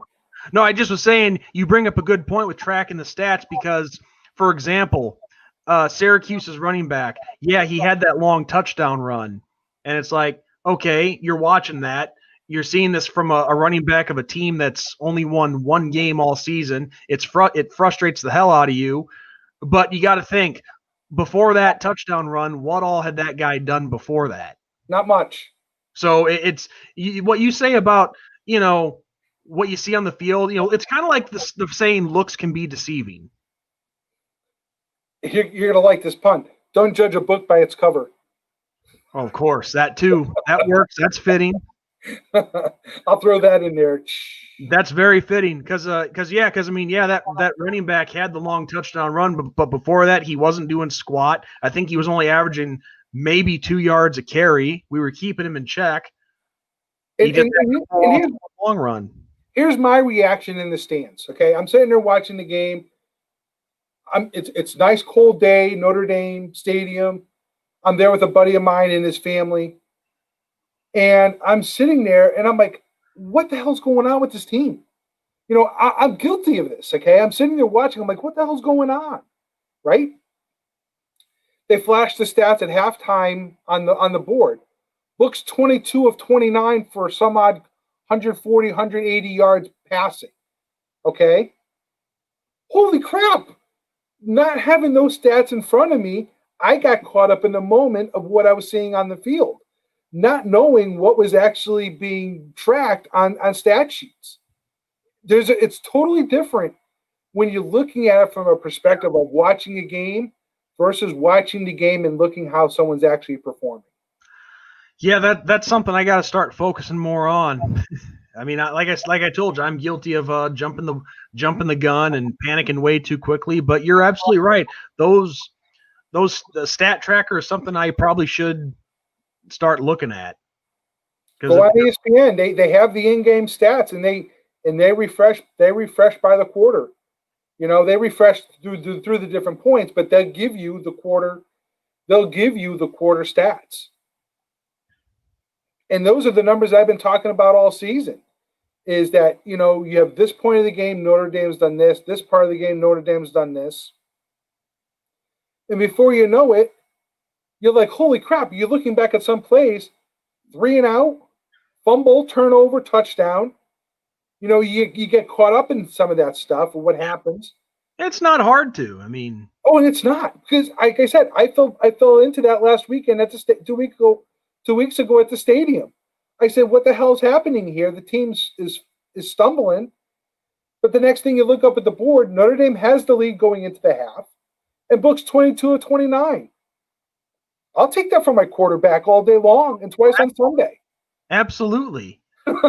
Yeah, and nobody thinks about that because you get caught up of what you're seeing on the field, and you're not looking at the numbers. So yeah. And I realized McKinley had the touchdowns, okay? But it wasn't until I got home and I looked at it, I was like, holy crap, the guy had a career day. 3 touchdowns for him, 2 touchdowns for Book. And I was telling Ben this, I'm glad you brought up Javon McKinley because I've noticed that with Ian Book, when he has the big days with the touchdown passes, all the receivers, they seem to catch their touchdowns in bulk in one game. Because I know one game Ian passed for 3 touchdowns, all 3 were to Ben Skoranek against by the way, Big Ben. Yes. Javon McKinley had 3 touchdowns. I think there was a game where Michael Mayer had 2. So yeah, it's just it seems like every game Ian has that one target that he likes to focus on for the touchdown passes. But think about this now, Sean.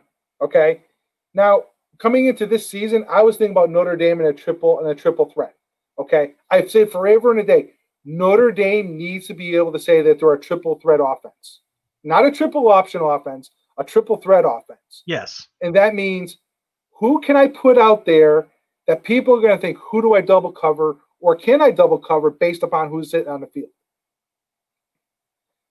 You can only double cover so many people, okay? Skoranek can catch the ball and score. Mayer can catch the ball and score. Javon McKinley's proven he can catch the ball and score.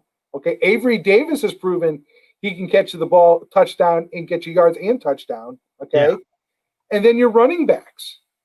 Okay, so I think the one part that no one's talked about this year, Sean, with the Notre Dame offense, is they've developed silently a triple threat. Yeah, they're a threat, and if you want to call it a quad threat, go right ahead. Throw Ian Book into there, right?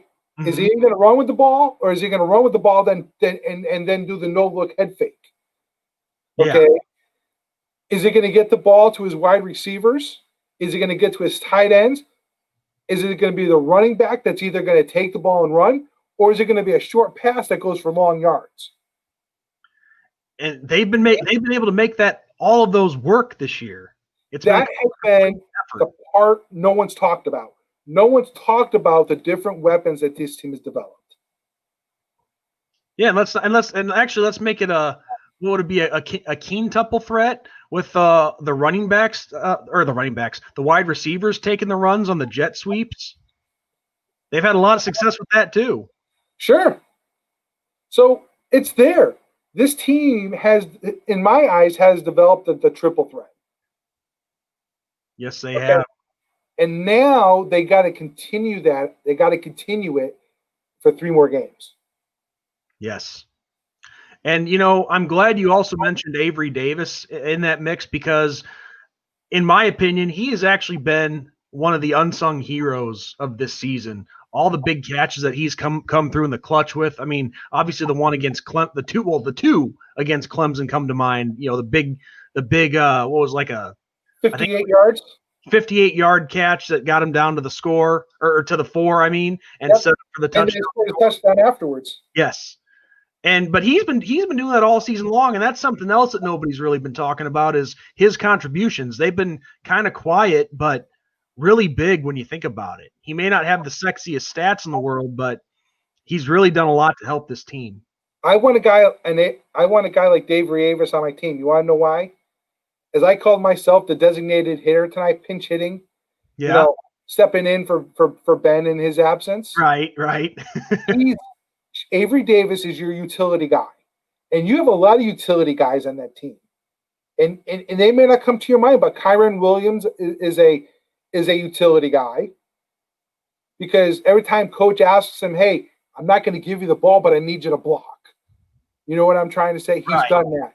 Tommy Tremble. Hey, Tommy, I can't get you the ball, but I need you to block. Okay? Oh, yes. It's those things that no one's talking about that's made this team truly what they are this year. You have guys performing that no one's even talking about their performance at different positions. Oh, yeah. They're the guys that are doing, the quote-unquote dirty work that are setting up the points and the victories and so on. Yep. So, a lot of those guys, in my opinion, I really don't think they get enough credit.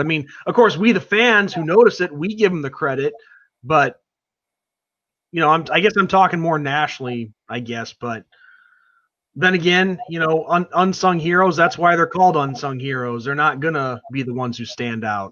I want my utility player to be the guy that gets the game ball. I want my Jack Lamb. Was it Jack Lamb? The guy that came off the practice squad? There's Jack Lamb. There was Shane Simon, but I don't think Shane was Jack Lamb. The practice squad. It was Jack Lamb. He comes off the practice team and gets the game ball. Hello? Are you talking about this year or in the past? Yeah. Okay, because I know there was Joe Schmidt a few years ago who was the same kind of guy. But yeah, I'm pretty sure it's Jack Lamb this year for sure. Yeah. Jack Kaiser, I'm sorry. Kaiser, yeah, yes, Jack you're Kaiser. Right. A few different Jacks on the team. Yep. But Jack Kaiser coming off the practice squad and getting the game ball. Hello, folks. This team is special, and I don't know how to window dress it anything other than that. This team is special. Yeah, and they get a chance to show how special they are this Saturday against Clemson. And another thing I wanted to comment on, and I know you've heard this along with every other fan in our fan base, but I know we should just block out the haters altogether. But it's got to be addressed because I think this is another one of those ridiculous comments. But I love it how all these people are saying that this game is going to be an automatic loss for us just because it's Trevor Lawrence coming back. Now, I'll say this about Trevor Lawrence. Yes, he is a veteran. He is a proven leader. He's a talented quarterback, no doubt about that. And I'm not taking anything away from him. And yes, Clemson is also going to have guys back on defense that they didn't have in South Bend, like their key linebacker, one of their key defensive linemen that wasn't there. I think the linebacker's name is Solinsky. I'm not sure of the defensive tackle. But here's the thing. In addition to, we covered shutting down ETN in that game. We all know about that. But the backup quarterback, DJ Uyunglele, in only his second career start, put up better numbers. He did it. You said it right. I know. I was having trouble with it when I first learned of him. But I got it. I finally got it. I should be proud of myself. Sorry for cutting you off, but I was impressed. It's all right. I was almost done with it anyway. But DJ Uyunglele, a true freshman for Clemson, comes in and puts up just as good of numbers, if not better numbers, than Trevor Lawrence would in a game. So where people are getting this idea that we can't win just because it's Trevor Lawrence is very foolish. It's all noise. It's all noise. And I'll be honest with you, Notre Dame's got to be true to themselves. And if they're true to themselves, and I've said this about other teams, I said this to the Coastal Carolina coach. Anytime you're true to yourself in the way that you play, you can beat anybody. Okay? That was the week before that they played BYU, not knowing that week after I interviewed him that they were playing BYU. Okay? Anytime a team and a coach, what's that? That game was a classic. I didn't mean to cut you off, but I had to say it. That was a great game. And what it comes down to is if you're true to yourself and you're true to the way you play, you're not going to lose. And that was you couldn't have told him anything more true or any better because those guys he had his team ready for BYU, and boy, all I can say is the Chanticleers, not getting off the top subject here of the Irish, but that's a team that definitely has earned where they're at right now. They've earned every single bit of the $28 million that they got in revenue from that day that ESPN was down there, by the way. Yes. That Saturday, they imagine this. My buddy and I were talking about this. Imagine a windfall of $28 million positive into your bank account. Do you know what that would do for me personally? And how much stuff I could take care of? Oh, my Lord. But a small school like Coastal Carolina getting it, I can only imagine. So you put that to Notre Dame. I'm going to be straight up with you here, okay? Nothing that Coach Kelly's going to say to these guys the next 4 days, is going to make a difference. Because if it's not the team by now, they don't deserve to be where they're going to. They don't deserve to be where they're at. Okay. Coach Kelly's not going to have a different message. He may window dress it a different way, but in the end, Sean, this is on the players now. Yeah, it's on execution. You've had 14 weeks to prep for this. The days come, and now it's time to go to work. Yes, you've gotten your opportunity. You've gotten to the place where nobody believed that you would get to. I mean, really, let's be realistic. How many people thought we would get to the ACC championship? Not a lot. And I'm talking outside of our fan base also, just to clarify. But we now have that opportunity. This is your chance. This is your chance to show everybody that you belong, that you can win the games that nobody expects you to win. So beating Clemson at home was a supposed to. You're supposed to win at home. Okay, that was a supposed to win. This is almost like a home game for Clemson. Okay? Yeah, because it's in their backyard. They're taking a bus ride up to Charlotte. Okay, let's be honest. Yeah. So this is though Notre Dame's the home team. It's more of a home game for Clemson, and we'll see what happens when that stadium, when the lights come on, and how many orange jerseys are in that stadium versus the green jerseys, okay, for Notre Dame. Okay. We've had a lot of fun here, Sean, but now I want to get a little bit serious here. Yeah. Go ahead. The team needs support.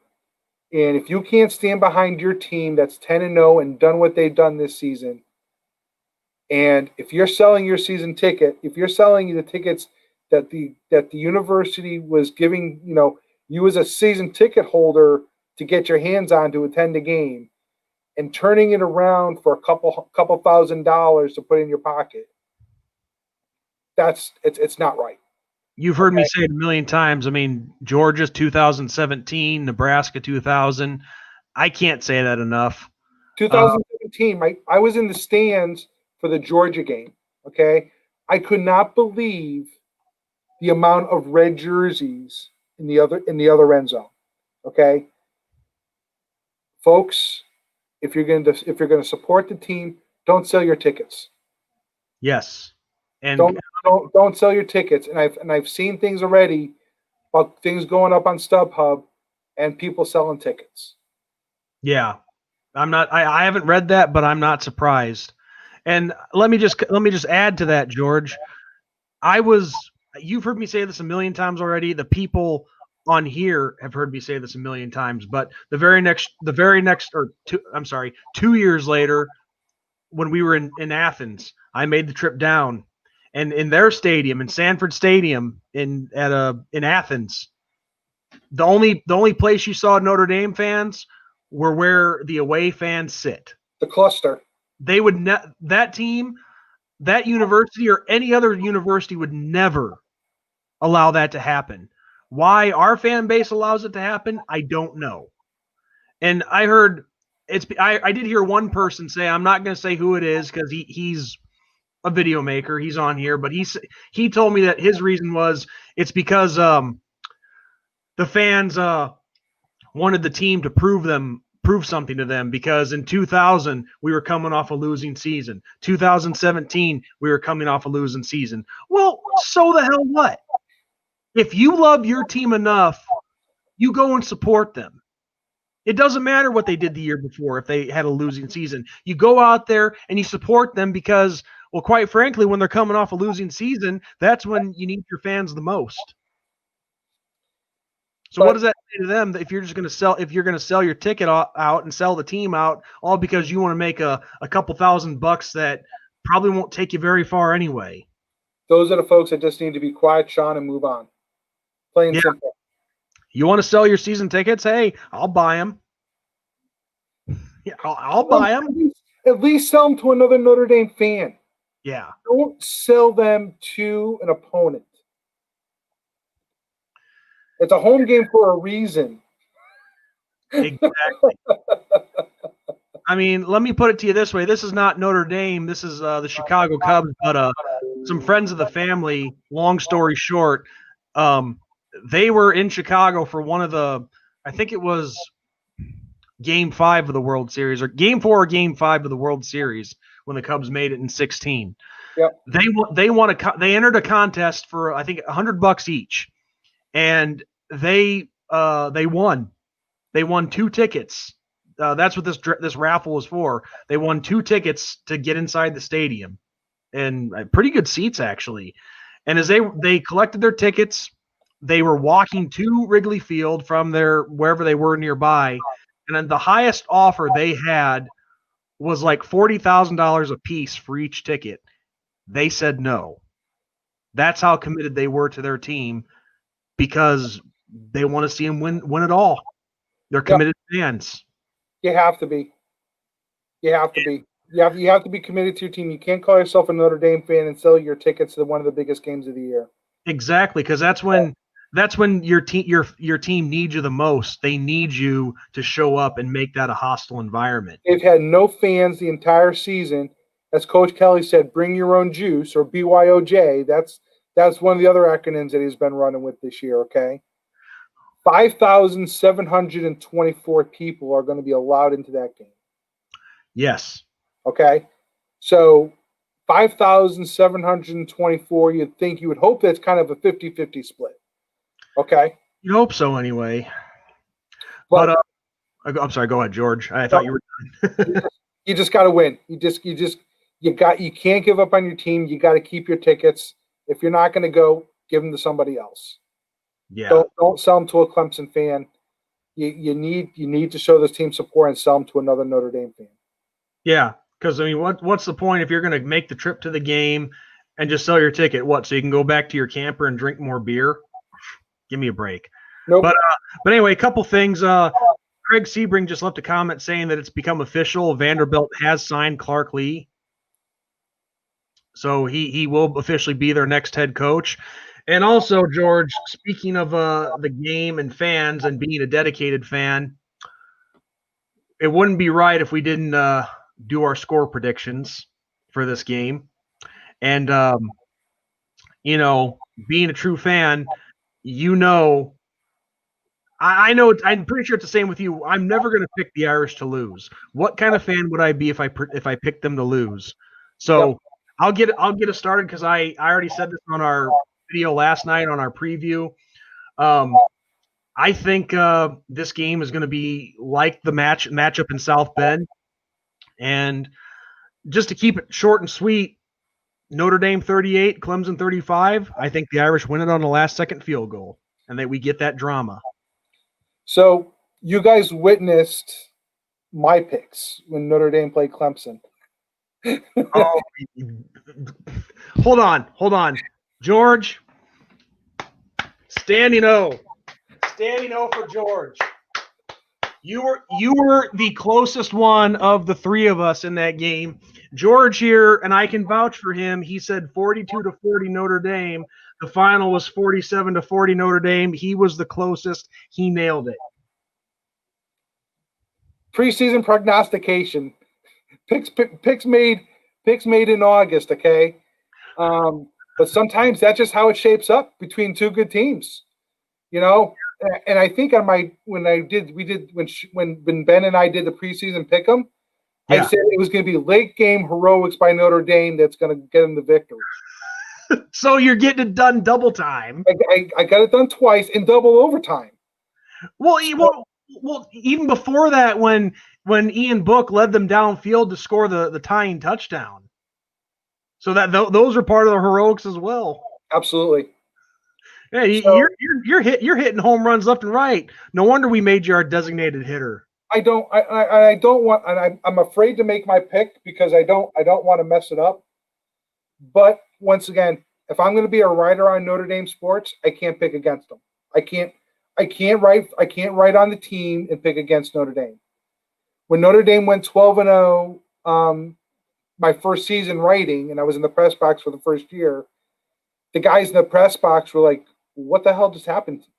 What did you say?" I had Notre Dame going undefeated in the regular season. Okay, they all had like Notre Dame like 11-1 or 12 or 10-2 or something like that. Right. I was the only one in the press box that had Notre Dame going 12-0. So, with that said, I'm going to go with Notre Dame as well. Please don't let it be double overtime. I really would like. That to me, going double overtime is probably not going to work for Notre Dame in their favor this time. But I was going to say with a similar score, by the way. I was going like a 35-31 score. Notre Dame's favor. So we're on the same page, man. We're there. Now, of course, I've had some viewers leave some comments on Ben and I's preview last night. They have some pretty lopsided scores in Notre Dame's favor. I mean, I had one guy say Notre Dame wins 41-20. I would love that. Do I think it's going to happen? No. So I'm going to put Coach Kelly hat on again. Coach Kelly says it's going to be all about defense. Okay? It could be lower than 35-31. Okay? Yeah. It's going to be a defensive struggle because both defenses have seen each other. So, yeah, that's where I'm at. I'm sticking to my story. And as we covered already, I mean, whether it's Uyunglele in there or back to Trevor Lawrence, I mean, look, we know that either quarterback is going to be a threat. We know Lawrence is going to be a threat. Just got to get it done. Be true to yourself, and you'll win. Yes. End of discussion. Absolutely. That's all Coach Kelly's got to say to his guys is, guys, you've come this far. Be yourself. Play your game. And play with a purpose. That's all he's got to say. And this is a team that knows how to win. We've seen them do it. We've seen them figure it out. They've been backed up against the corner a few times this year, and they've backed away from that corner, and they've broken through it. You can win a 12-7 football score game, okay? You can go out there and you can take care of this opponent a second time. Just don't let it get to your head. As long as they don't let tempers fly and they get into an emotional game, they're fine. If the game gets emotional, it's done. It'll be what could have been. In other words, no throwing shoes. No shoes, no targeting. Just play smart football, play the football that we know that this team can play. Get into their head early and just do it. Just play Notre Dame football. Yeah.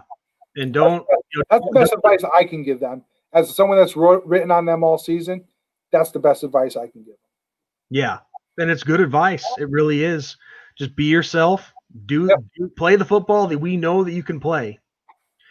So yeah, George, with that, is there anything else that you would like to add, that you would like to comment on? Well, I want to say you were worried about getting to an hour on the show, and we're at 2. Yes. 2. Okay. We're at 2 hours. So awesome. It's great just to sit here and talk football. It also doesn't hurt the fact that I'm going on vacation starting tomorrow afternoon. Oh, sweet. Where are you headed? Home and home. I have this is my week, by the way. You want to hear my alternate vacation plans? Yeah, go ahead, man. Player student athlete interviews at 6:45 on Tuesday. 4:30 on Wednesday, Brian Kelly signing day press conference. Thursday, women's basketball. Friday, NCAA ACC Championship, Dabo Swinney, Brian Kelly press conference again. Mm-hmm. And then Saturday, I have a activity with the Wreaths Across America in the morning. And then I have the game. So my vacation goes away from my paid job to doing things that I do to relax and kind of get back on track. But it's going to be a fun week. It's going to be, right now, this is kind of getting me into that mode. Tonight's show has got me there, and I'm excited for this week. Well, I'm glad having you on was able to do that for you. And yeah, I mean, I've got the goosebumps going through my body too. I just can't wait for Saturday to get here. The only thing that sucks is it's just, a long work week, of course, and we've been putting in some overtime too. So will you be available on Saturday? Yeah, I'll be. Yeah, we get done at noon on Saturday for our overtime. So yeah, I'll be watching the game for sure. So at 2:00 my time, 1:00 your time, I'm openly inviting you to my show. Okay. Where I'm going to do an ACC Championship Game preview. Game day. I'm inviting you and Ben to the show. Awesome. Yeah, I'll make sure I relay that message to Ben because he didn't show up tonight, so I'm guessing he got kind of busy. No, I believe in returning favors, and you guys let me come on your show. This is my second time. Well, third time if you want to include when we had Lisa on with us as well. That's right. Yeah, but this is really a one-on-one conversation like this, which was really cool. Yeah. Let's do it. The three of us on Saturday afternoon doing the ACC preview. I'd be down for that for sure, dude. Awesome. I would be down. So, well, unless you have anything else to add, George, I'm just trying to stretch it out to the 2-hour mark. We got about 20 seconds to get there. It was an absolute blast having you on tonight, and thank you for giving us your insights to what you have access to. It's always great to hear the experience with your experiences with the press conferences and talking to Coach Kelly, and it's great that you give us that privilege to hear it. Well, I'm glad. So Carnivorous is asking, can I get a link to my channel? Carnivorous, I'm at Shakedown the Thunder Sports on YouTube as well as on Facebook. And when I do my shows, I live stream on Facebook and I live stream on Facebook and YouTube at the same time. Yeah, and as a matter of fact, let me see if I can get the link to your page here.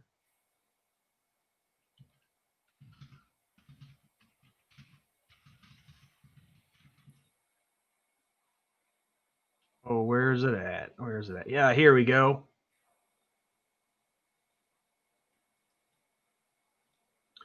All right, we'll stay on to make for a extra minute. Just make sure you get this link. But here in the comment section is the link to George's Facebook page, shakedownthethundersports.com. He also has a Twitter channel, Twitter page, Twitter channel, whatever the hell they call it. He's on Twitter account, yes, Twitter account as well. So yeah, make sure all of you guys who are still here, make sure you go check out his page. He has some good stuff that he posts on there on the website and Facebook. And it's really good material. And George, we're really glad to have you on board with us, and most importantly, to call you a friend. Dude, I had a great time, and we talked about it's all about reciprocation, and it's all about all of us what we want to talk about. So, anytime anybody wants to sit down and talk Notre Dame sports, I'm in. Yeah. And that actually might, George, you never know. That could actually be a more regular thing, because if Ben's going to be working nights for a while, we were definitely wanting to do more stuff during the week, but it might just be me going solo during the week for certain things that we might have set up. I'll volunteer my services between now and in the college football playoffs. Yeah, we'll consider you a member of the cast. You can call the two Irish brothers in a step, two Irish brothers in a step, or something like that. the two Irish brothers and the designated hitter. There you go.